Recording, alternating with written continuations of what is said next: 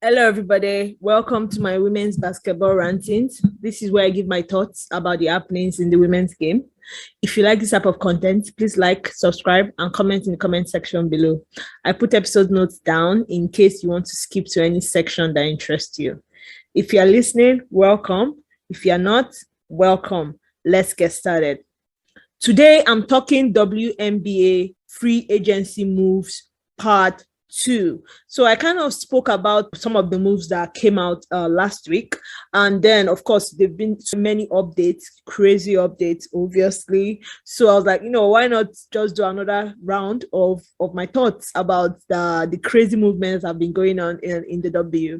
So far, just to let you guys know, I'm loving the free agency. I like the fact that a lot of teams are loading up, getting ready for a championship run, and I'm going to give my grade and the team I feel will be in the best position to win the championships at the end of the video. But for now, let's just talk about the moves. So the first move, which really hurts my soul to the core, is Jordin Canada to LA Sparks.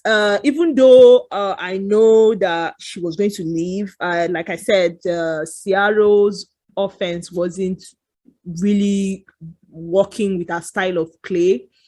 So I knew she was going to leave to greener pastures, and I think she wants to be a starter.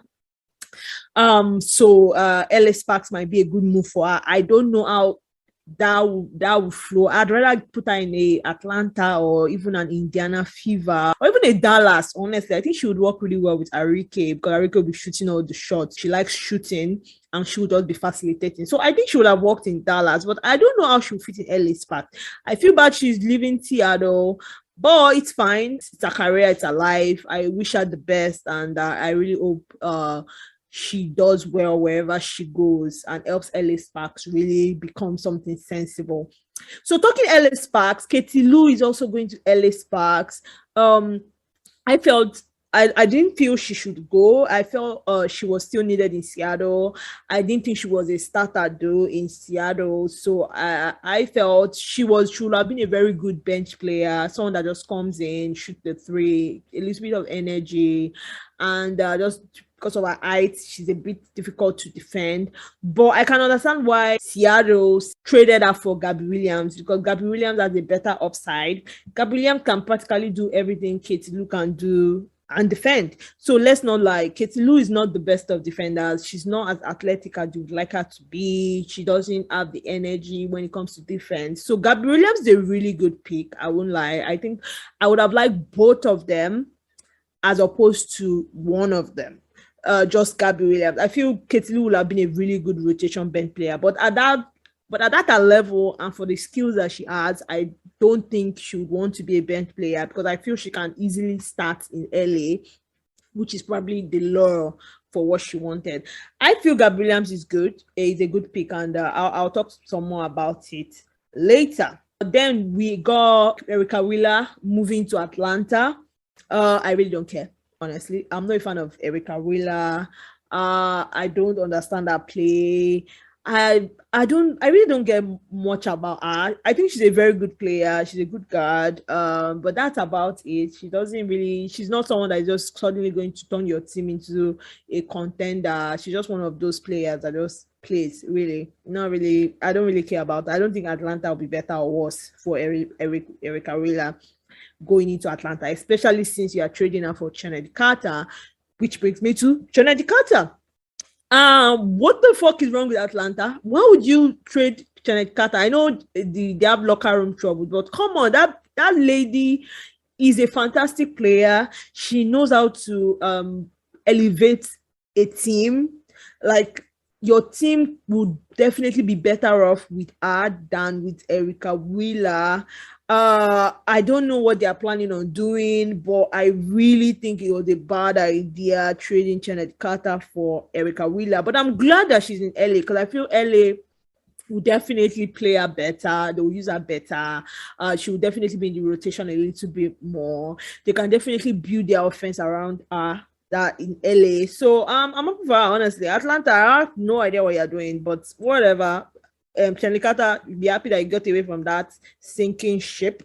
and you are going to LA. Not that LA is not another sinking ship, but with the new vibes and the new flow. So I can see a Chennedy Carter, I can see Jonah Canada, Katie Lou. Those are young, fun players, good energy.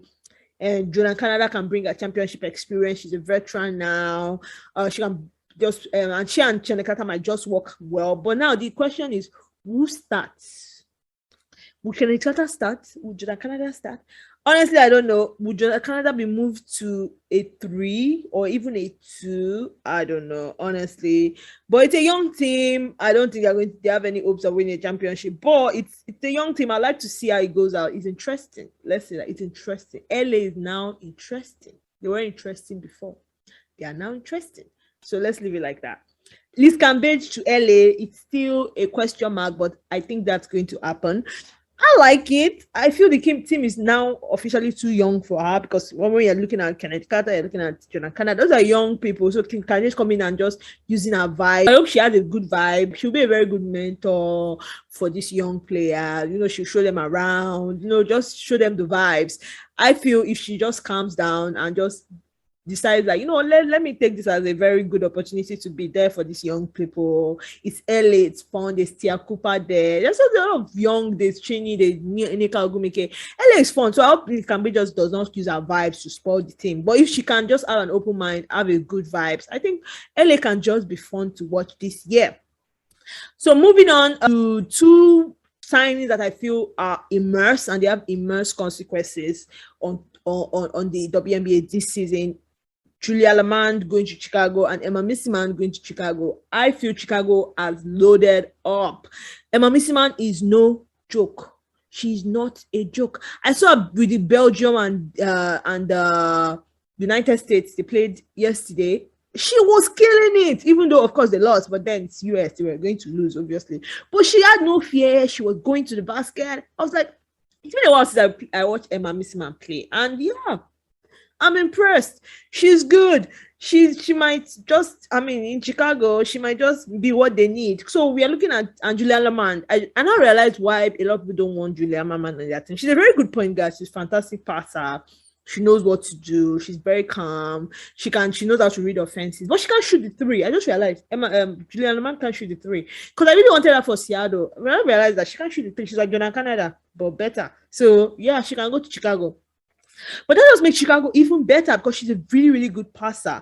So we have Julia Allemand, we have Courtney Vandersloot. Those are 2 fantastic point guards. We have Meesseman, we have Tia Cooper, we have Candice Parker. Honestly, Chicago might just repeat. I'm impressed. They are definitely the team to beat this year. I'm very impressed with the moves they made. Definitely better than the moves Seattle made. I'm still wondering, what is Seattle doing? I'm not talking about Seattle. I'm not talking about them. Let's move on.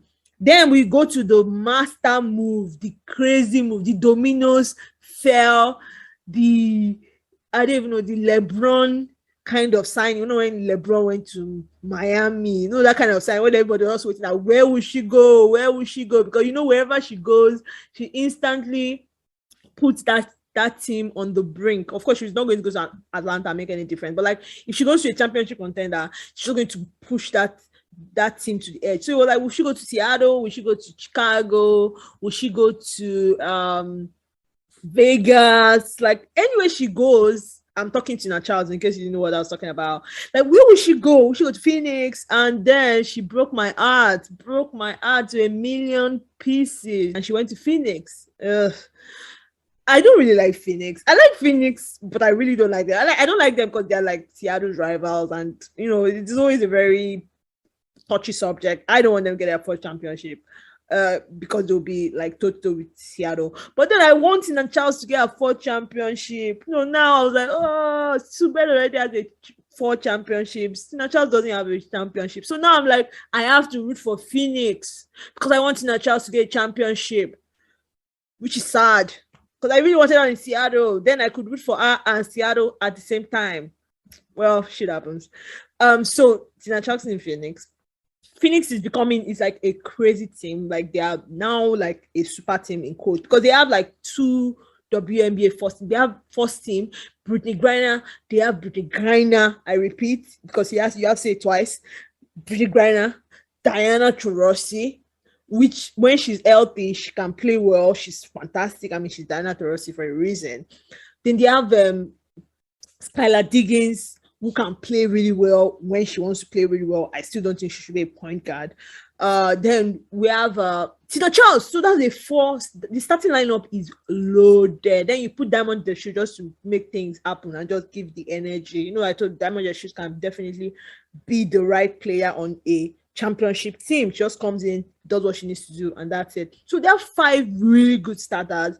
It's a good team. And then on their bench, you have Sophie Cunningham, Kianos, if Kianos plays this season. Then they have Shea Petty. Those are really good rotation players. So they're a little bit thin. So I'd like to see who they bring in, like, on the, like, to make to round out their roster to make 12. But so far, they have, like, 8 solid players. But so they can definitely make a run at it. But what I felt is that they shouldn't have let Sandy Brundello go. Because I feel with this team, Sandy Brundello would have made something really, really good out of it. Sandy Brundello is very good at making things happen with, like, solid players. Like, she doesn't really work with young players. I think that's her problem. Like, but with this team, I think she would have definitely gotten a championship out of it. The only question mark right now is, number one, they have a new coach, so that has really not played in the W. She was assistant coach, but then that is different. So that could be a problem. And number 2, can they be healthy? It's a very old lineup. Very, very old lineup. Diana Taurasi is not getting any younger. Tina Charles is not getting any younger. Skylar Diggins is not getting any younger. And Brittany Griner is still young. So it's a very, very old lineup. I hope they stay healthy. I hope they don't run them to the ground. I hope they keep them fresh for playoffs, because that's when they will really, really shine. But if they get tired throughout the season, then they might not shine in the playoffs. So that's what I think might be a snag to their championship contending. But so my grade so far, people that I feel realistically would have a chance to compete for a championship this year based on their off-season moves. Number 1, I feel Chicago Sky can really, really put themselves in a good position to compete, especially if all of them stay healthy. If Candace Parker stay healthy, and then Kalia Cooper, and then Meesseman, I really feel that they do have a chance to compete. They have 3 final MVPs. It's always good. I feel Phoenix definitely has a chance to compete. And I also feel Seattle, even though I'm not really impressed with their moves, I still feel what they have. Joe Lloyd, Brenna Stewart, they have Brennan January. I'm still not sure with that. Mrs. Russell is really good if she really, really plays to abilities. And then for the bench, I'm not really impressed. I think if Fanny Prince can really go. I think they should bring in someone that really knows how to score, like a Courtney Williams, but not Courtney Williams, someone like that. I think they need that as their second offense. So I really want to see what Seattle does in the offense. But I know with Brenna Stewart and Subed and Joe Lloyd, you always be in the championship contending if you guys play your cards right. So, but 2 teams I know will definitely at least get to the semifinals: Phoenix and Chicago. Everybody else, I'm not impressed. You're on your own. Las Vegas, I'm not impressed. I still don't know what you people are doing there. Aja Wilson is not going to carry your team. Kelsey Plum is very inconsistent. She's not that great. Chelsea Gray, So let's see how it goes. But so far, 2 teams that I know for sure are getting into that semifinals: Chicago and Phoenix. So that's it for my WNBA free agency moves, my rant. Thanks for watching. Have a good day.